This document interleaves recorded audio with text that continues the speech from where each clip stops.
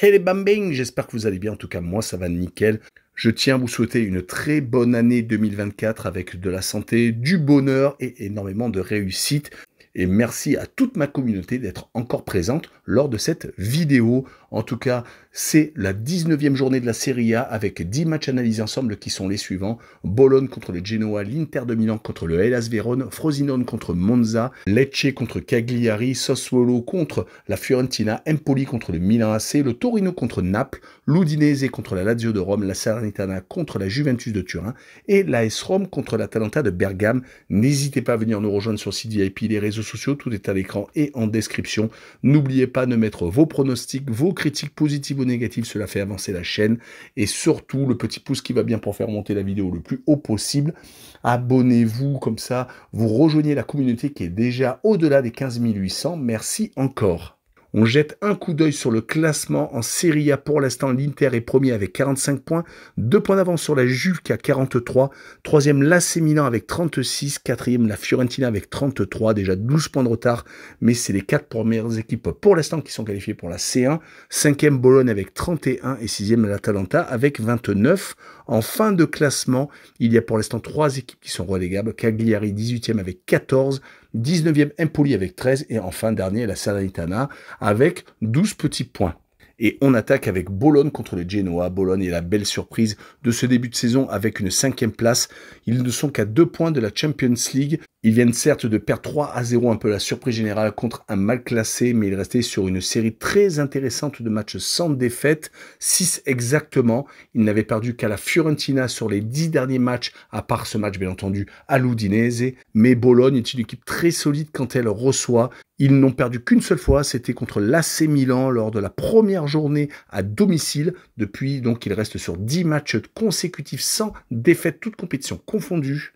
Et ils vont jouer contre le Genoa, qui n'est pas ridicule non plus, qui reste sur 3 matchs sans défaite, qui a réussi à accrocher la Juve Inter à chaque fois à la maison, un but partout, et qui s'est imposé à Sassuolo. Mais malheureusement, ils ont des fois des trous. Ils sont qu'à 6 points de la zone de relégation. Ils sont à la 12e place, mais on ne sait jamais. En tout cas, ils peuvent peut-être faire un pas vers le maintien en s'imposant à l'extérieur. Mais je vois sur cette rencontre Bologne s'imposer sur le score de 2-0 et je verrai Bologne marquer le plus de 1 but sur le match avec une cote à 1,66. On enchaîne avec l'Inter de Milan contre le Hellas Vérone.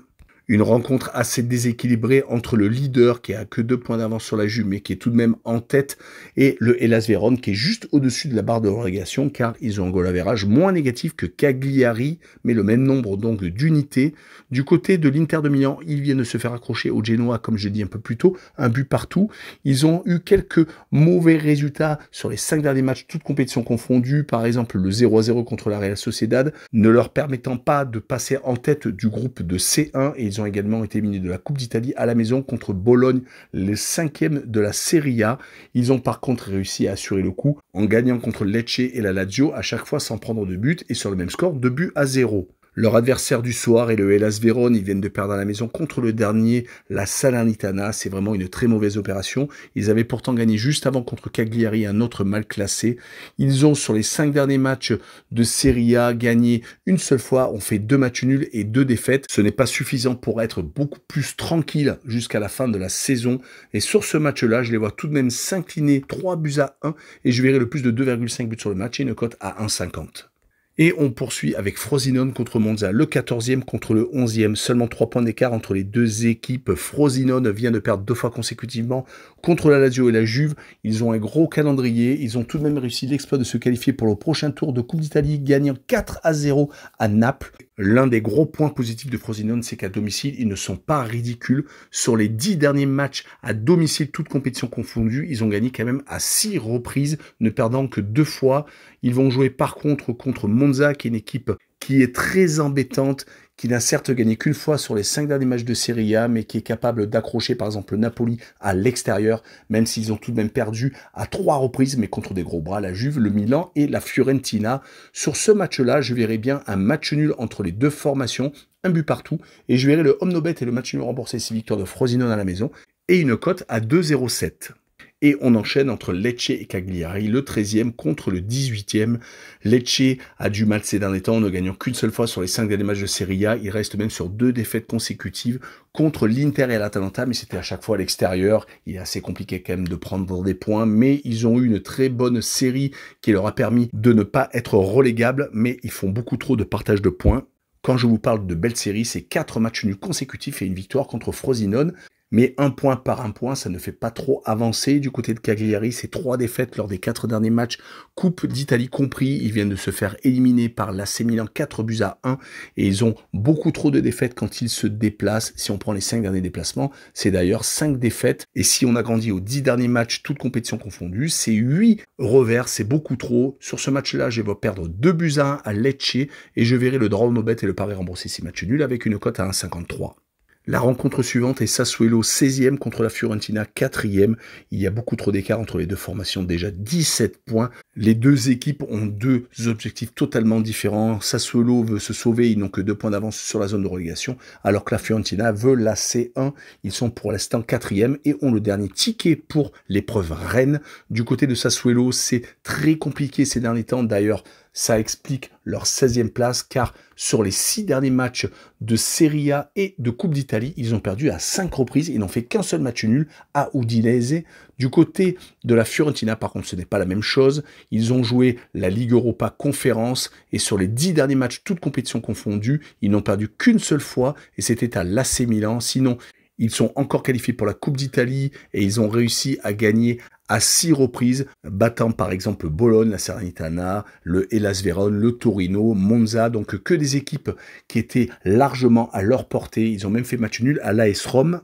En tout cas, mon pronostic sera une victoire de la Fiorentina à l'extérieur, 2-1 et je verrai le draw no bet et le pari remboursé 6 matchs nuls avec une cote à 1,56. Et on poursuit avec Empoli contre l'AC Milan, le match des extrêmes. Entre le 19e et le 3e, il y a 23 points d'écart entre les deux équipes. Empoli est vraiment très mal en point. Il n'a qu'un point de retard, certes, sur le premier non relégable, mais tout de même, ils n'ont que 13 unités, alors que l'AC Milan, de son côté, est légèrement décroché de la 2e place avec 7 points de retard. Je dis légèrement car le championnat n'est pas encore terminé, mais tout de même, et ne parlons pas du titre où ils sont à 9 points de l'Inter de Milan. Du côté de Empoli, sur les 5 derniers matchs, 3 matchs nuls tout de même, ce qui est plutôt encourageant, des matchs nuls contre des équipes comme eux qui luttent, Cagliari, Lecce, voire le Genoa, mais qui est légèrement plus haut. Ils ont par contre perdu contre la Lazio et contre le Torino. Cela fait 3 matchs qu'ils n'ont pas marqué. Du côté de l'AC Milan, ils se sont refait la cerise à la maison, gagnant 3 réceptions sur 3, contre Monza, contre Sassuolo et contre Cagliari. Ils ont réussi par contre à s'imposer à Newcastle, sauvant leur saison européenne, se qualifiant pour la Ligue Europa au dernier moment. Ils ont par contre été accrochés contre la Salernitana, le dernier. Mais cela fait partie des défauts du Milan AC qui a tendance à prendre quand même beaucoup de buts. Mais sur ce match-là, je les vois gagner 2-1 à l'extérieur et je verrai le Milan marquer le plus de 1,5 buts sur le match avec une cote à 1,69. Et on enchaîne avec le Torino contre Naples, 2 équipes qui sont proches l'une de l'autre. Le 8e qui se déplace chez le 6e, 4 points d'écart seulement entre les 2 équipes. Du côté du Torino, cela fait 2 matchs qu'ils ne gagnent pas, ayant été accrochés par l'Udinese. Ils ont perdu à la Fiorentina. Pourtant, à la maison, ils sont loin d'être ridicules. 3 victoires et 1 nul lors des 4 derniers matchs, jouant contre Sassuolo, l'Atalanta et Empoli, avec chaque fois une victoire. Et donc ce match nul contre l'Udinese. Par contre, le point négatif, c'est qu'ils ont tout de même été éliminés de la Coupe d'Italie à la maison contre Frosinone en prolongation. Du côté de Naples, malgré le changement d'entraîneur avec le départ de Rudy Garcia et l'arrivée de Mazzarri, malheureusement, les succès ne sont toujours pas au rendez-vous. Ils ont tendance à faire quelques bonnes séries, mais malheureusement, dans la foulée, ils chutent, comme depuis 3 rencontres. Ils ont été éliminés, voire même humiliés en Coupe d'Italie contre Frosinone à la maison 4-0, et ils ont perdu à l'AS Roma 2-0, et ils viennent de faire 0-0 à la maison contre Monza. Cela fait 3 matchs qu'ils ne marquent pas, ce qui est vraiment anormal pour un champion en titre. Mais sur ce match-là, je les vois peut-être redresser la tête, car ils jouent à l'extérieur où ils ont eu tendance à faire leurs meilleurs résultats. Je les vois s'imposer 2-0, et je verrai la double chance N2 pour assurer le coup, et une cote à 1,44. Le match suivant est l'Udinese contre la Lazio de Rome, le 15e qui reçoit le 9e. Il y a déjà 10 points d'écart entre les deux équipes. L'Udinese n'est qu'à 3 points de la zone de relégation, mais ils viennent de gagner contre Bologne et il restait surtout sur 2 matchs nuls consécutifs contre Sassuolo et au Torino. Ils n'ont perdu qu'une fois sur les 5 derniers matchs de Serie A, donc c'est plutôt positif. Ils sont peut-être en train de se ressaisir à la maison d'ailleurs. Ils n'ont plus perdu en Serie A depuis un petit bout de temps. C'était contre la Fiorentina le 24 septembre. Depuis donc, ils ont fait malheureusement beaucoup trop de matchs nuls, ce qui les fait rester à la 15e place du côté de la Lazio. 2 victoires consécutives, ce qui leur fait remonter au-dessus de la barre des 10e. Ils sont avec 2 victoires contre Empoli et Frosinone sur 5 buts marqués en 2 rencontres.